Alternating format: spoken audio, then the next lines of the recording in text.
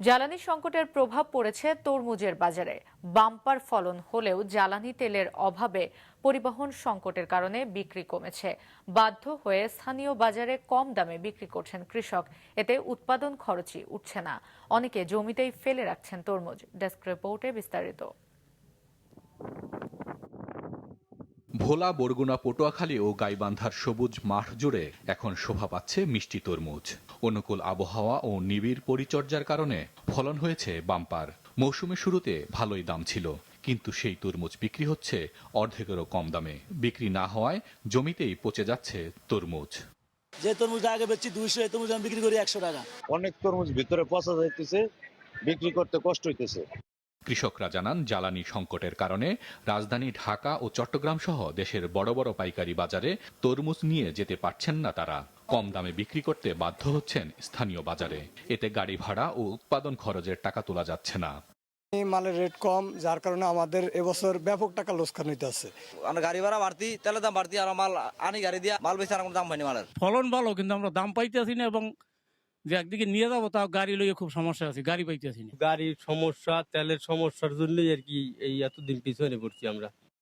ঋণ নিয়ে তরমুজ চাষ করেছেন অনেকেই। কিভাবে তা শোধ করবেন তা নিয়ে দুশ্চিন্তায় দিন কাটছে তাদের। এখন আমি মহা সমস্যা মরি গেছি, ডালও মরি গেল পানি দেওয়া ব্যাপারে। কি করা যায় এখন? আমার তো 5-6 লাখ টাকার মতন দেনা হয়ে গেল। দেড়খানি জায়গায় তরমুজ দিছি, 2.5 লক্ষ টাকা খরচা হয়েছে। এই ব্যবস্থায় পাইকার পত্র নাই, বিক্রি করতে পারতেছি না।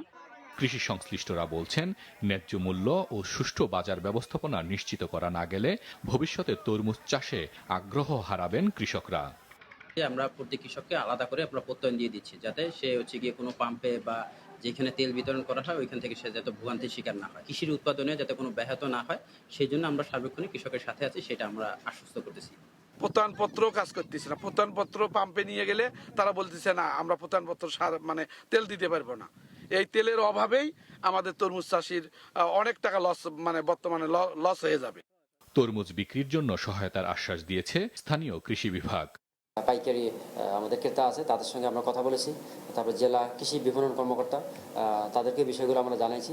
আশা করি তাদের সমস্যাটা সমাধান হবে। দাম একটু আগের চেয়ে একটু কমতি হলো, আশা করি যে ভবিষ্যতে দামটা আবার বাড়বে। সার্বিকভাবে তরমুজের আবাদ, উৎপাদন এবং বিক্রয় সব দিক থেকেই এবার ভোলা জেলায় বেশ ভালোভাবে এই তরমুজের সিজনটা আমরা পার করছি। স্থানীয় কৃষি বিভাগের মাধ্যমে ন্যায্য মূল্যে তরমুজ বিক্রি করতে পারলে ক্ষতি কিছুটা পুষিয়ে নেওয়া যেত, বলছেন চাষিরা। হাসান মেহেদী, মাছরাঙা নিউজ ডেস্ক।